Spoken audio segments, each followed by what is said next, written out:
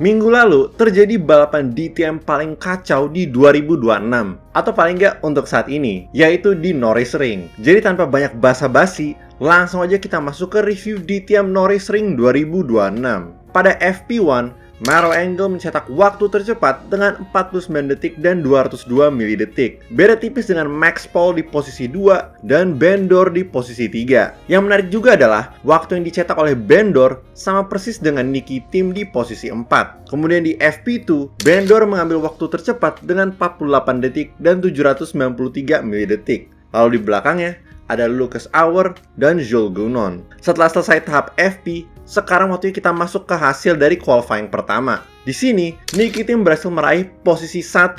Kemudian ada Maro Engel di posisi 2 dan Arjun Maini yang melengkapi posisi podium terakhir. Akhirnya kita sampai di balapan pertama. Sebelum masuk formation lap, ada pengumuman dari race control yang bilang bahwa Bendor mendapatkan diskualifikasi pada qualifying pertama. Hal ini disebabkan karena mobilnya berada di bawah berat minimal yang ditentukan. Gara-gara itu, Dor harus memulai balapan ini dari posisi terakhir. Karena Norris Ring adalah sirkuit yang pendek, terdapat 2 formation lap yang harus dilakukan terlebih dahulu. Setelah safety car masuk pit stop, it's lights out and away we go!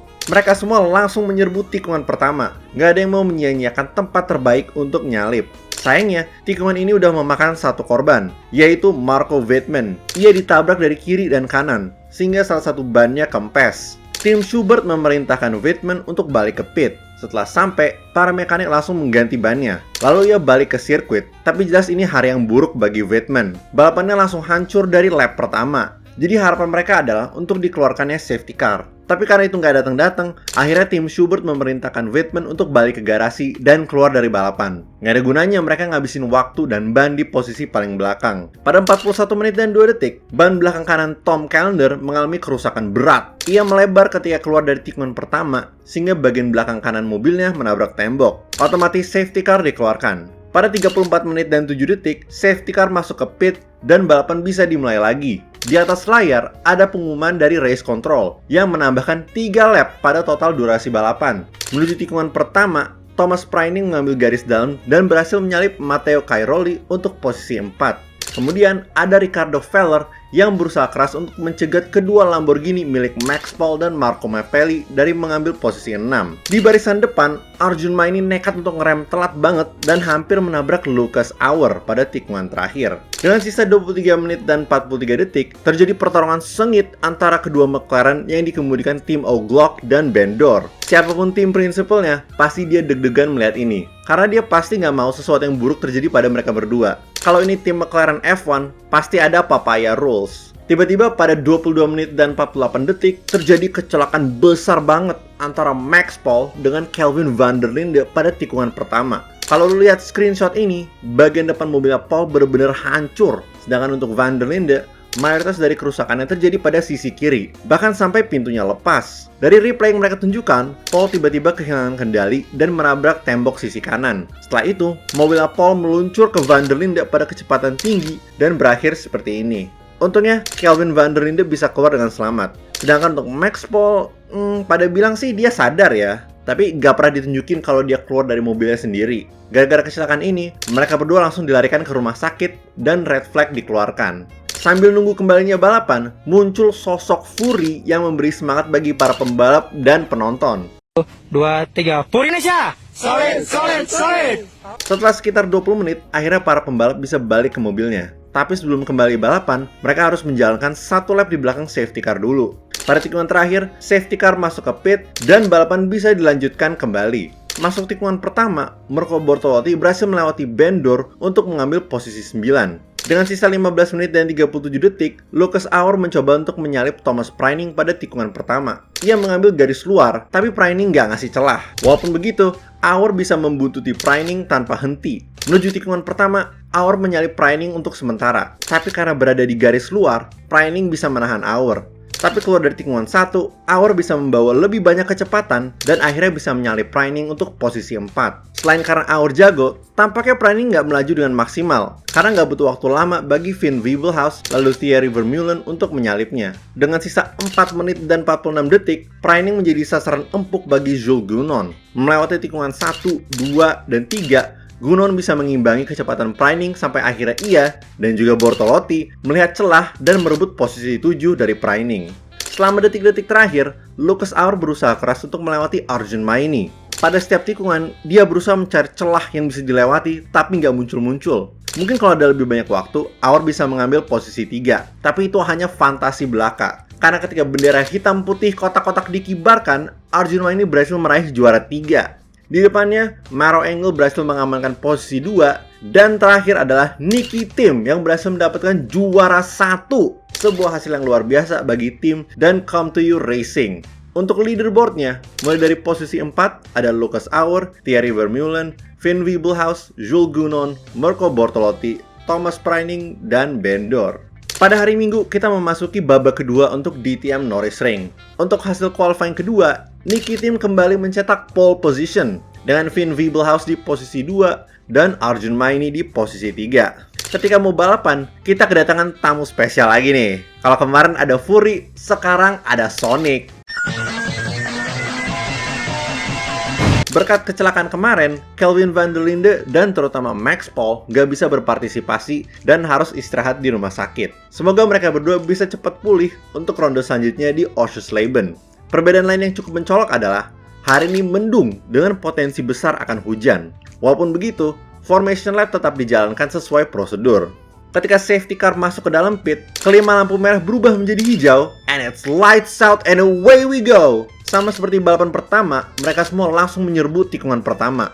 Walaupun gak ada yang menjadi korban dalam tanda kutip, sebuah serpihan dari mobilnya Marco Mappelli tergeletak di tengah sirkuit. Melihat hal tersebut, race control langsung mengeluarkan safety car. Untungnya gak butuh waktu lama untuk dilanjutkannya balapan ini. Nah, mungkin lu bertanya, kok bisa ada serpihan dari mobilnya Mappelli di situ? Itu karena ia sempat disenggol oleh Maro Engel dari belakang. Makanya di screenshot ini, kelihatan kalau kap mesin Mercedesnya Engel agak terbuka. Seiring berjalan waktu, intensitas hujan yang turun semakin tinggi. Dari screenshot ini aja, kelihatan seberapa deras hujannya. Sedangkan mereka semua masih pakai ban kering loh. Dengan sisa 46 menit dan 17 detik, Lucas Auer berdampingan dengan Ben D'Or menuju tikungan pertama dan berhasil menyalipnya untuk mengambil posisi 4. Di belakang mereka, Jules Gunnon melebar jauh banget dan posisinya terancam oleh Mirko Bortolotti. Pada barisan belakang, Marco Mappelli kehilangan kendali dan menabrak Matteo Cairoli. Lalu tembok sisi kanan, dan mereka berdua menghantam melukai Engsler. Dari kecelakaan tersebut, hanya Cairoli yang menjadi korban dengan kerusakan pada sayap belakangnya. Gara-gara itu, safety car dikeluarkan lagi. Tapi menurut race control, dengan hujan yang deras dan mobil Cairoli yang masih di tengah sirkuit, lebih baik dikeluarkan red flag. Sambil menunggu, para mekanik tim Renault langsung memperbaiki kap mesinnya Maro Engel dengan selotip. Kemudian, gue lupa ini mobilnya siapa, tapi ini salah satu dari ketiga Porsche yang balapan. Nah, kalau perhatikan baik-baik, diffusernya kelihatan mau copot. Jadi para mekanik merekatkannya dengan tali supaya nggak kemana-mana. Dengan sisa 44 menit dan 26 detik, akhirnya balapan bisa dimulai. Walaupun harus di belakang safety car dulu. Mungkin lo berasumsi kalau mereka udah ganti ke ban basah. Apalagi dengan kondisi aspalnya yang kayak gitu. Tapi kenyataannya adalah mereka masih pakai ban kering. Lalu, kenapa mereka melakukan hal tersebut? Karena hujannya udah berhenti, bos. Mereka pada berharap gak akan ada hujan lagi sampai akhir, supaya mereka gak rugi ketika ganti ke ban basah, sedangkan aspalnya mengering.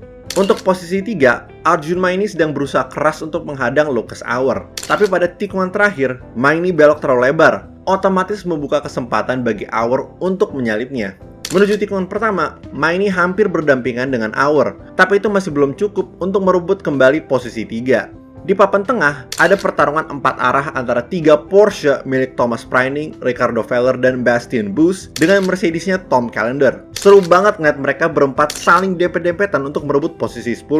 Tapi akhirnya, Callender kalah saing dengan ketiga Porsche tadi dan jatuh ke posisi 13. Dari kemarin kayaknya Nicky Tim gak bisa disentuh di posisi 1. Tapi sekarang, Finn Wiebelhaus siap untuk coba kasih paham. Selama beberapa lap, dia berhasil membuntuti tim. Bahkan, mencoba untuk menyalipnya pada tikungan terakhir. Meskipun gagal ya. Ketika itu sedang terjadi, Timo Glock terpaksa masuk pit stop dan keluar dari balapan karena bagian kanan belakang mobilnya berbenturan dengan tembok. Gak lama setelah itu, hal yang sama juga terjadi pada Marco Mappelli. Akhirnya setelah 55 menit plus 3 lap, plus hujan, plus red flag, Nicky Tim berhasil untuk kedua kalinya meraih juara 1. Gila, gue gak nyangka dia bisa mendominasi Norrisring. Dan kalian perlu ingat bahwa tim juga bisa juara 1 sambil bawa 20 kilo berat tambahan karena kemenangannya kemarin. Mending dia pergi ke kantor pencatatan sipil dan ganti namanya jadi Mr. Norris Ring. Kemudian di posisi 2 ada Finn Wiebelhaus. Dia juga jago banget selama di Norris Ring. Padahal ini musim pertamanya di DTM. Terakhir yang melengkapi podium adalah Lucas Auer. Dia juga hebat bisa merebut dan mempertahankan posisi 3. Lalu untuk posisi 4-10 ada Arjun Maini, Jules Gounon, Thierry Vermeulen, Maro Engel, Bastian Buus, Thomas Preining, dan Marco Wittmann. Setelah 2 balapan di Norris Ring, berikut posisi klasemen saat ini di 2026. Niki Tim berhasil melesat ke posisi 1 dengan 117 poin, melebihi Maro Engel sebanyak 9 poin dan Lucas Auer sebanyak 11 poin. Lalu pada posisi 4-10 ada Matteo Cairoli dengan 83 poin, Marco Wittmann dengan 77 poin, Ben Door dengan 76 poin, Arjun Maini dengan 74 poin, Thomas Preining dengan 70 poin, Thierry Vermeulen dengan 67 poin, dan Finn Wiebelhaus dengan 63 poin. Oke guys, sampai situ dulu untuk video kali ini. Bagaimana pendapat kalian tentang balapan DTM kali ini di Norris Ring? Apakah kalian juga nonton? Kalau iya, apakah ada momen yang menjadi favorit lo? Kasih tau di kolom komen ya. Kalau kalian suka video kali ini, jangan lupa untuk like. Kalau nggak suka, silahkan dislike. Dan kalau suka banget, kalian bisa subscribe dan pencet tombol join di bawah untuk menjadi member. Kalian juga bisa pencet tombol super thanks untuk mendukung gua secara langsung. Makasih banyak guys.